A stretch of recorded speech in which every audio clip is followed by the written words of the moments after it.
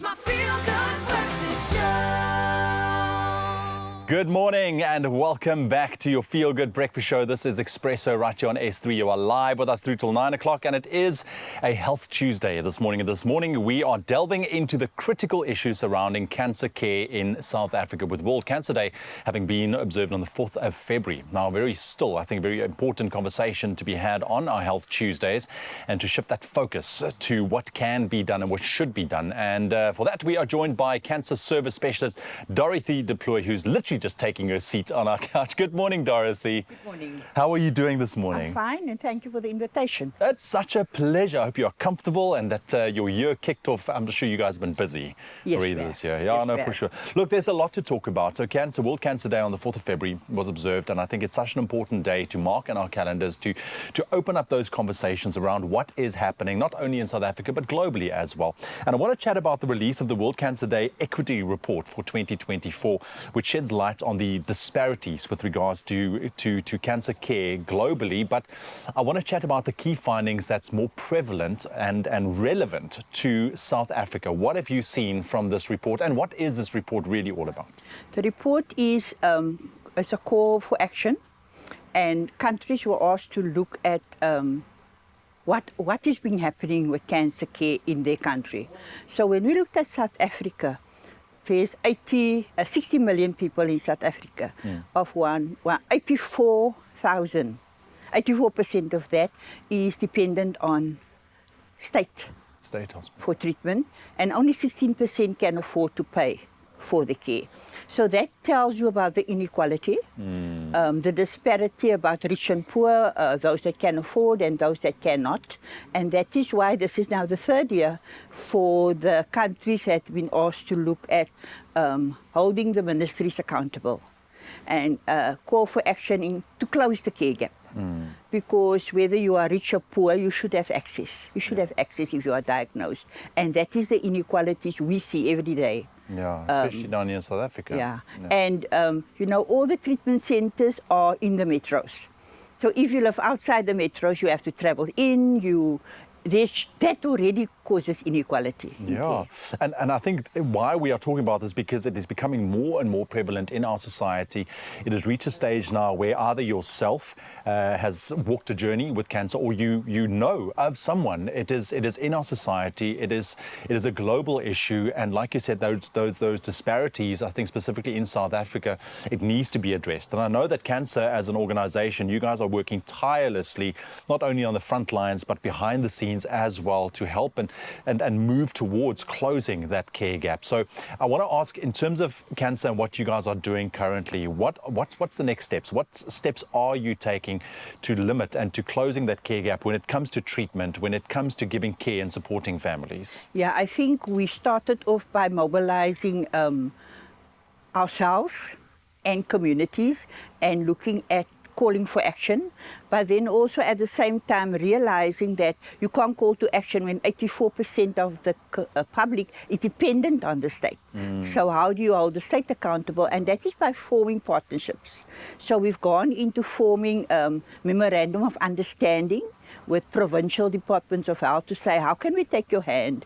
How can we ensure that you deliver on what you're supposed to deliver to the people of South Africa, and we play our role as an NGO.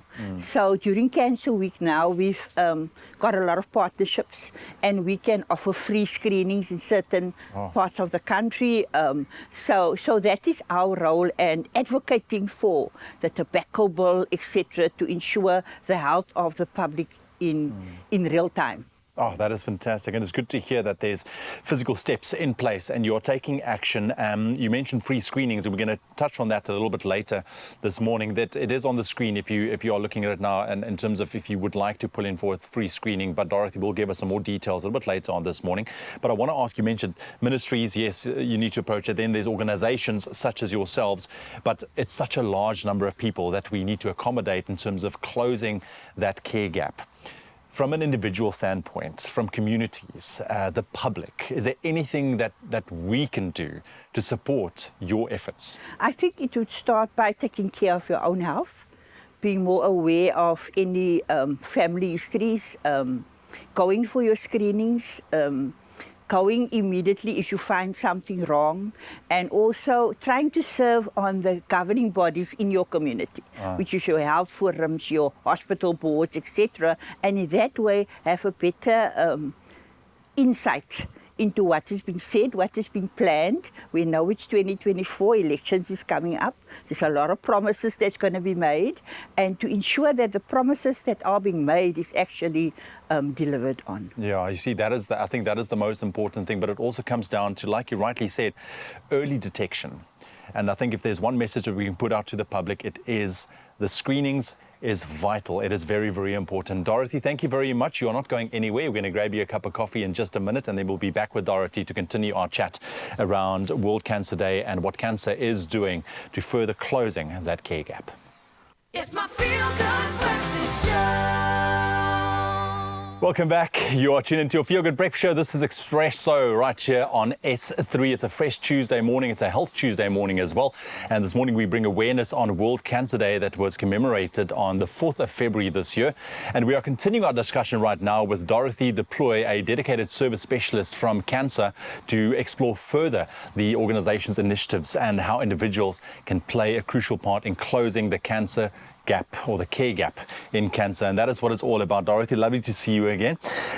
So you spoke us or talk us through what needs to happen, what should happen, what CANSA is doing, but I want to hone in on an individual point of view now. You mentioned, or we mentioned, that it is very prevalent in our society. What can we do? Practical tips for us at home.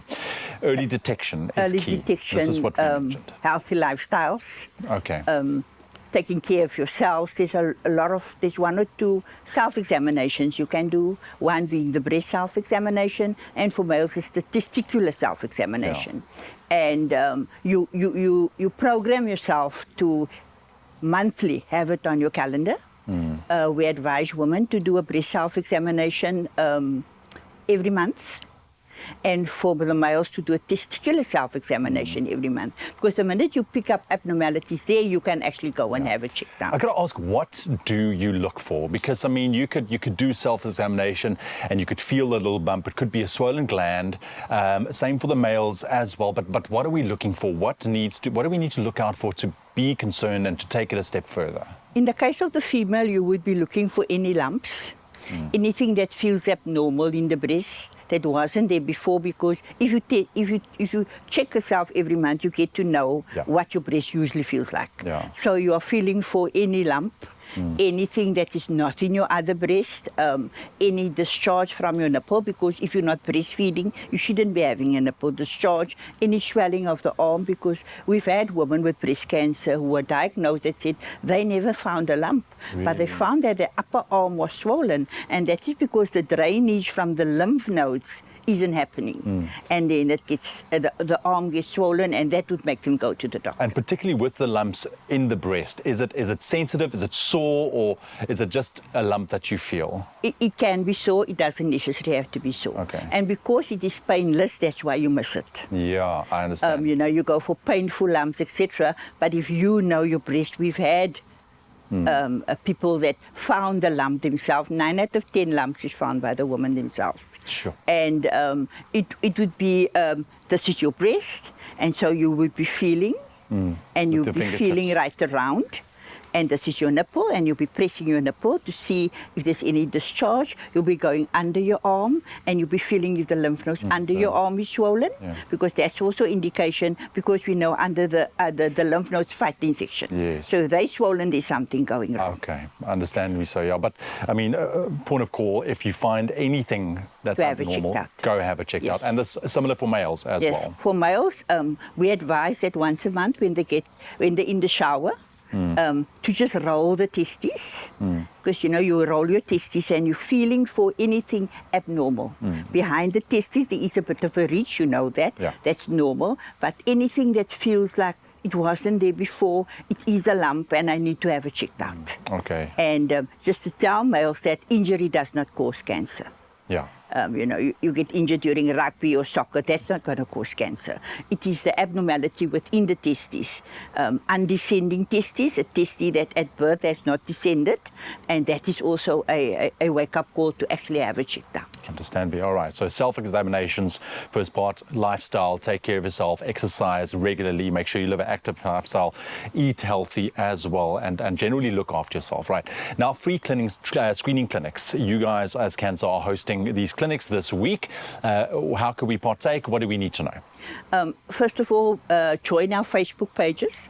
Like us and follow us, because on there we post all the clinics, where they are, etc. We get sponsorship from various companies that allows us to offer free screenings. We're offering the PSA, which is the blood test for males, for prostate cancer, and breast examinations for women to look for any lumps, teach them how to do a self-examination. Yeah, no, it's all about the education part of it, and that's why I love these free screenings. So please go look on their Facebook page and go and actually partake in one of these free screenings if you haven't done so before as well. I want to chat about also the support, because it's the screenings that you offer now for free, which I think is fantastic. Thank you very much. But in terms of the care homes and also the Tough Living with Cancer program, crucial pillars of support for cancer patients and their families. What does this mean, and why is these, I think, initiatives and homes so important? You know, earlier I said that all your treatment centers are based in your metros. So if you are 30 kilometers outside of the metro, you have to travel. For your treatment. So that's where the care home model came into being. It's a cheaper model than being hospitalized. Hospitals don't have space. So it's a home away from home. We've got 11 throughout the country, and they're all located in your major cities. So patients come to our care home, they stay there, get 3 meals a day, warm bed, transport to the hospital, and they stay there until they are discharged, which just makes it easier on the family for the patient having to travel. Especially with the travel and after treatment and recovery. And then our TLC, which is our Tough Loving with Cancer program, that's something we're very proud of, because that is support to the parents and the family, and it also is where the cancer child are getting the support they need. Not only from the hospital, but also the parents are getting support from our program. Fantastic. Just quickly before we say goodbye, Dorothy, there's also a fun walk happening. Yes, we've got fun walks. We had one on Sunday, and there's another one coming up to just monitor where you live, because all our regions have Facebook pages, and there's a lot of events. We've got the Relay for Life, we've got the fun walk, etc. So join the walk and join in the fun in solidarity with someone that you've lost, and to show that you are participating in the call for action. And this is also how we as the public and individual can support CANSA as an organization, because if you think about the care homes and everything, I mean, you guys do need support. How do we support you in that regard? You can support us by taking part in our Shaveathon is coming up now in February. Then we've got Relay for Life happening, where you can as a family go and support. We've got various other ventures coming up, and to just monitor, we're also part of the Sanlam Cape Town Marathon, etc. And in that way, we would want the public to just support our organization. Fantastic. Dorothy, thank you very much for your time and your efforts this morning. Really appreciate it, and all the best for the coming year. I know it's going to be a big one for you guys with all the different initiatives, but thank you from the bottom of our hearts for everything that you guys do. Thank you for the invitation. Such a pleasure. Now, don't forget those free screening clinics happening this week. All the details on the CANSA Facebook page. Everything is there. And also, of course, the fun walk that is happening on the 7th of February. Go out, go and support this incredible organization doing the most to close that care gap.